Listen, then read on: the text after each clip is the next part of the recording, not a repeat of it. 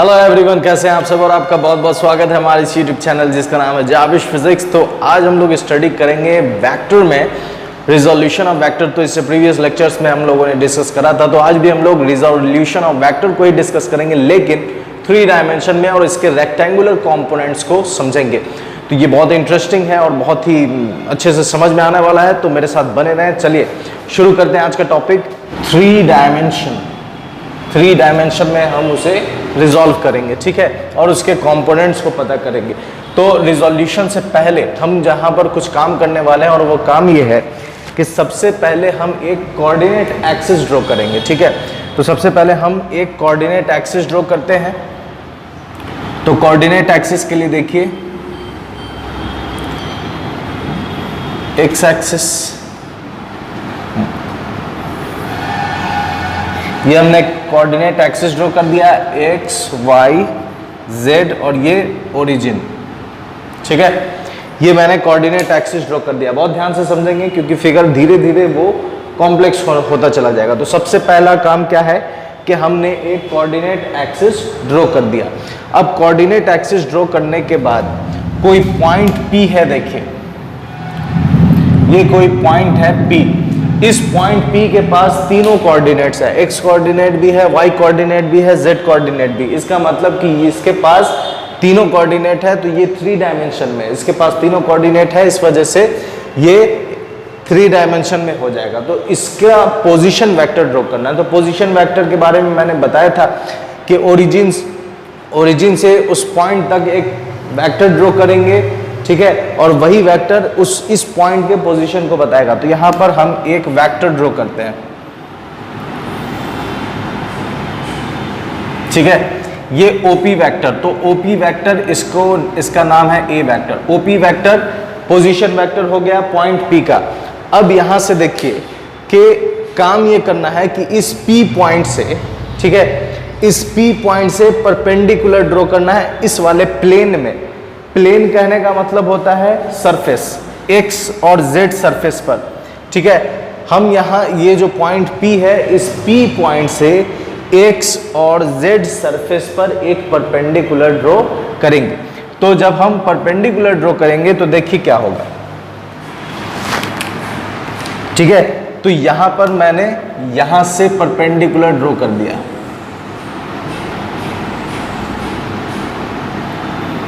ये मैंने perpendicular draw कर दिया है, ग्रीन कलर का होगा, दिख रहा होगा आपको। ये मैंने एक परपेंडिकुलर ड्रॉ कर दिया है किस प्लेन में, तो एक्स जेड प्लेन में मैंने परपेंडिकुलर ड्रॉ कर दिया, ठीक है।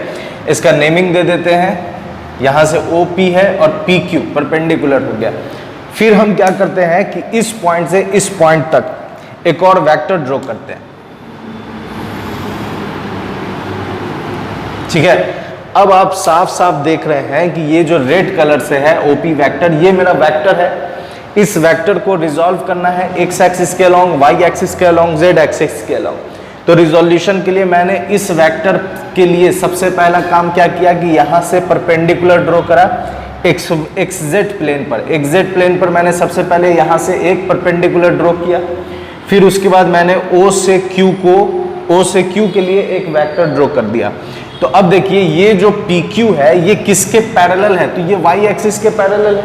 साफ साफ दिख रहा है कि ये जो PQ है, PQ वेक्टर, ये PQ वेक्टर किसके पैरेलल है, तो आप साफ साफ देख सकते हैं कि ये y एक्सिस के पैरेलल है। तो जब ये y एक्सिस के पैरेलल है तो इस A वेक्टर का ये y कंपोनेंट हो गया, PQ क्या हो गया इसका y कंपोनेंट। अब जब y कंपोनेंट हम निकाल चुके हैं तो अब क्या करेंगे, हम x और z कंपोनेंट निकालेंगे। फिर से देखिए ये एक वेक्टर है, इस वेक्टर को x एक्सिस पर भी, y एक्सिस पर भी, z एक्सिस पर भी रिजॉल्व करना है। तो रिजॉल्व करने के लिए मैंने सबसे पहला स्टेप क्या किया, इस वेक्टर के हेड से एक वेक्टर ड्रॉ करा। एक वेक्टर ड्रॉ करा किस प्लेन पर, xz प्लेन पर। ये जो वेक्टर होगा ये वेक्टर y एक्सिस के पैरेलल है, इस वजह से ये वेक्टर y एक्सिस के पैरेलल है, इस वजह से इस A वेक्टर का ये y कंपोनेंट हो गया, ठीक है। y कंपोनेंट हो गया है तो हम इस पर ay का टैग लगा सकते हैं कि ये A का y वाला कंपोनेंट। तो अब बच रहा है कौन सा है, एक्स और जेड। तो एक्स और जेड कौन सा कंपोनेंट निकाल कर देगा, ये ओ क्यू। तो ओ क्यू के लिए हम क्या करेंगे, तो इस क्यू से यहां परपेंडिकुलर ड्रॉ कर देंगे। तो क्यू से यहां परपेंडिकुलर ड्रॉ हो जाएगा, फिर इससे यहां परपेंडिकुलर ड्रॉ कर देंगे। तो यहां मैंने परपेंडिकुलर ड्रॉ कर दिया। अब जब हम यहां परपेंडिकुलर ड्रॉ कर चुके हैं, तो अब यहां पर आप देख सकते हैं कि ये जो ओ क्यू है, ये मैंने परपेंडिकुलर ड्रॉ कर दिया है। तो इस ओ क्यू का, इस ओ क्यू के लिए इसका कुछ नेमिंग दे देते हैं, ठीक है। यहाँ पर कुछ नेमिंग दे देते हैं। तो नेमिंग अगर हम देने का कोशिश करें तो हम यहाँ पर नाम दे सकते हैं, P है, Q है, इसका नाम दे देते हैं R और इसका नाम दे देते हैं S, ठीक है। अब इतना बात समझ में आ गया। अब यहाँ पर देखिए, इतने के बाद हम अगर करना चाहें तो क्या करेंगे कि अगर हम लिखते हैं इन ट्रायंगल, यहाँ के बाद काम करना अगर हम चाहें तो काम ये करेंगे, इन ट्रायंगल OPQ, OPQ ट्रायंगल में यूजिंग ट्रायंगल लॉ, अगर हम ट्रायंगल लॉ यूज करते हैं, यूजिंग ट्रायंगल लॉ का अगर हम यूज करें तो हम यूज ये करेंगे कि OP vector is equal to हो जाएगा OQ vector plus QP vector, ठीक है। OP vector is equal to OQ vector plus QP vector, ठीक है। अब यहां पर देखें तो OP वेक्टर बराबर, ठीक है, इसको यहां लिख देते हैं OP vector is equal to OQ।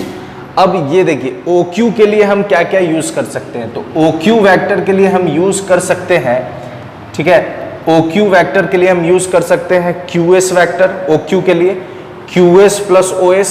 तो OQ के लिए हम लिख रहे हैं QS वेक्टर प्लस, इस OQ के लिए लिख रहे हैं QS vector plus OS vector, और जो QP है उस QP को QP रहने देते हैं, तो QP वेक्टर कर दिए। अब इसके बाद देखिए कि ये जो QS है, ये QS किसके पैरेलल है, OR के पैरेलल है। तो हम QS को रिप्लेस कर देंगे किससे, OR से। तो OP vector is equal to हो गया, ये QS किसके पैरेलल है, OR के पैरेलल है, तो OR वेक्टर प्लस, ठीक है, OR वेक्टर हो गया। OR वेक्टर और OS को OS रहने देते हैं और QP वेक्टर। अब अगर आप ध्यान से देखें तो ये OP क्या है, A वेक्टर है, तो A vector is equal to OR क्या है, OR, तो ये x एक्सिस के अलोंग वाला, और OS क्या है, तो Z एक्सिस के अलोंग वाला, तो AZ। तो हम OR को क्या लिख सकते हैं, AX I कैप, क्योंकि यहां मैंने वेक्टर लगाया, ठीक है, OR। उसके बाद देखिए OS को क्या लिख सकते हैं, तो AZ J कैप प्लस, और QP को क्या लिख सकते हैं, तो ये Y एक्सिस के लॉन्ग वाला है, ये Y एक्सिस के लॉन्ग वाला, ठीक है, ये X है तो यहां भी लिख देते हैं ये AX है, और ये AZ है तो ये वाला भी आपका AZ हो जाएगा। तो इस QP को क्या लिख सकते हैं, AY लिख सकते हैं, तो यहां हम लिख देंगे AY, ये K होगा और ये J होगा। अब अगर हम इसे अच्छे से लिखे सजाकर तो मिलेगा AX I cap plus AY J cap plus AZ K cap. तो मैंने A वेक्टर को रिजॉल्व कर लिया। आप देख सकते हैं X के तरफ भी, Y के तरफ भी और Z के तरफ भी। तो ये रिजोल्यूशन है रेक्टेंगुलर कंपोनेंट्स का 3 डायमेंशन में। 3 डायमेंशन में क्योंकि I भी है, J भी है और K भी है। इससे पहले वाले रिजोल्यूशन में हमें सिर्फ I और J मिला था, इसलिए वो रेक्टेंगुलर नहीं था, वो 2 डायमेंशनल रिजोल्यूशन था। यहाँ पर तीनों मिला है, इस वजह से ये 3 डायमेंशनल रिजोल्यूशन है। अब देखिए यहाँ पर रेक्टेंगुलर कहने का मतलब क्या है, वेक्टर को तो 3 डायमेंशन में हमने रिजॉल्व कर लिया। रेक्टेंगुलर कहने का मतलब क्या है, तो रेक्टेंगुलर के लिए जब हम इसे और कंस्ट्रक्ट करेंगे तो ये कंप्लीट आपको रेक्टेंगल बनता हुआ नजर आएगा। जैसे देखिए ये ग्रीन है, OP QP है, तो QP के पैरेलल यहां से भी अगर हम लाइन ड्रॉ करें तो QP के पैरेलल यहां से भी लाइन ड्रॉ करें तो देखें कैसा बनेगा। ठीक है, ये मैंने QP के इसको P डैश मान लीजिए। फिर यहां से भी हम एक लाइन पैरेलल ड्रॉ करें तो यहां से भी इसे मिटाना पड़ेगा। ठीक है,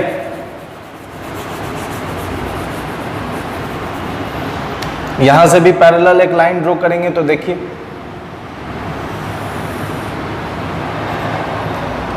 P डबल डैश, तो ये इस QP के यहां और यहां मैंने परपेंडिकुलर लाइन ड्रॉ कर दिया। अब क्या करेंगे, ये SQ है तो SQ के लिए हम लाइन ड्रॉ कर देते हैं, इसको इससे मिला देते हैं।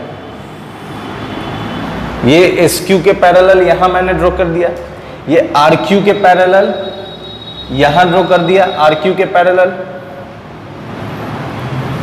ठीक है, RQ के पैरेलल यहां ड्रॉ कर दिया और SQ OS के पैरेलल, अब देखिए OS के पैरेलल यहां से यहां ड्रॉ कर देंगे, ये OS हो गया, OS के पैरेलल, और ये OR के पैरेलल, तो ये मैंने OR के पैरेलल ड्रॉ कर दिया। तो आप देख सकते हैं कि ये कंप्लीट क्या बन गया है, रेक्टेंगल बन गया है। इस वजह से इसका नाम क्या है, रेक्टेंगुलर कंपोनेंट। ठीक है, और मैंने रिजॉल्व कर दिया तो ये तीनों एक्सिस पर निकल कर आ गया। ठीक है, अब यहाँ पर एक चीज थोड़ा और समझना है, और वो चीज ये है कि देखिए अगर मान लेते हैं कि ये जो A वेक्टर है ये अगर x एक्सिस से अगर एंगल बना रहा है अल्फा, ठीक है, y एक्सिस से अगर एंगल बना रहा है बीटा, और z एक्सिस से अगर एंगल बना रहा है गामा। ठीक है, तो ये जब अल्फा बीटा गामा अगर ये एंगल बनाएगा, ठीक है, तो अल्फा बीटा गामा जब एंगल बनाएगा तो इसके लिए अगर हम इस अल्फा के लिए अगर हम x एक्सिस पर काम करें, ठीक है, तो हमें मिलेगा ये कि AX इसका क्या है, देखिए किसी भी ट्रायंगल में अगर हम कॉस्ट वाला फॉर्मूला लगाते हैं तो क्या मिलता है, बेस बाय हाइपोटेनस। तो उसी तरीके से अगर हम यहाँ भी कॉस वाला अगर फॉर्मूला लगाएं अल्फा के लिए, बीटा के लिए, गामा के लिए, और सब में ये हाइपोटेनस है, तो आपको देखने को ये मिलेगा कि अगर हम यूजिंग, यहां लिख सकते हैं using cosine for each angle, her angle के लिए अगर हम कोसाइन यूज करें तो क्या मिलेगा, देखिए AX के लिए आ जाएगा कॉस थीटा, कॉस अल्फा के लिए अगर हम काम करें तो cos alpha is equal to आ जाएगा बेस बाय हाइपोटेनस, तो AX अपॉन A, तो AX इज इक्वल टू क्या आ जाएगा, A कॉस अल्फा। अगर हम कॉस बीटा के लिए काम करें तो कॉस बीटा के लिए देखिए क्या मिलेगा, AY अपॉन A मिल जाएगा, AY अपॉन A, तो AY इज इक्वल टू आ जाएगा A कॉस बीटा। और अगर हम इसके लिए यूज करें गामा के लिए, तो गामा के लिए क्या मिलेगा, देखिए cos gamma is equal to आ जाएगा AZ अपॉन हाइपोटेनस A, तो A इज इक्वल टू आ जाएगा, ठीक है, A इज इक्वल टू आ जाएगा, sorry AZ is equal to आ जाएगा A कॉस गामा। तो अब ये जब आ गया है तो अब यहां पर अगर हम स्क्वायरिंग करें सबके साथ, ठीक है, तो अगर हम स्क्वायरिंग करके लिखना चाहें, यहां पर लिख देते हैं, देखिए अगर हम स्क्वायरिंग करके लिखना चाहें कि A square is equal to AX square plus AY square plus AZ square, तो मिलेगा क्या, तो A square is equal to AX की जगह हम क्या लिख सकते हैं, A कॉस स्क्वायर अल्फा, तो A square cos square alpha, AY की जगह A square cos square beta, और AZ की जगह A square cos square gamma. सब में से A स्क्वायर कॉमन लेकर हम इसे A स्क्वायर के साथ कैंसिल कर देंगे तो मिलेगा हमें A cos square alpha plus cos square beta plus cos square gamma is equal to 1। ठीक है, तो ये हमारा एक फॉर्मूला निकल कर आ जाएगा कि cos square alpha plus cos square beta plus cos square gamma किसके इक्वल है, तो 1 के इक्वल। ये निकल कर आ गया, तो इसे हम लोग कहेंगे क्या, इसे कहते हैं direction cosine, direction cosine of vector A vector. यहां पर जो ए वेक्टर है हमारे पास, इस ए वेक्टर का वो क्या है, डायरेक्शन कोसाइन, ठीक है। और यहां पर जो मैंने काम करा था उसे लिख देता हूं, जो मैंने मिटा दिया था कि in triangle OPQ, in triangle OPQ using triangle law, using triangle law of vector addition, of vector addition, ठीक है। तो उम्मीद करते हैं कि ये टॉपिक आपको अच्छे से समझ में आया होगा। अगर इसमें जरा सा भी डाउट है तो आप जरूर कमेंट बॉक्स में डालें, ताकि मैं इसका प्रैक्टिकल, मतलब ये जो मैंने फिगर यहाँ कंस्ट्रक्ट किया है इसे मैं प्रैक्टिकली आपको समझा सकूं और फिर आप इस पर पूरा कंसेप्ट अपना क्लियर कर सके। तो मेरे साथ बने रहने के लिए बहुत बहुत शुक्रिया, और अपना ख्याल रखें और मेरे साथ बने रहें, फिजिक्स पढ़ते रहें और अपने फिजिक्स के नॉलेज को बढ़ाते रहें। अपने फ्रेंड सर्किल में ज़रूर शेयर और सब्सक्राइब करवाएं। अपना ख्याल रखें। गुड बाय एंड खुदा हाफिज़।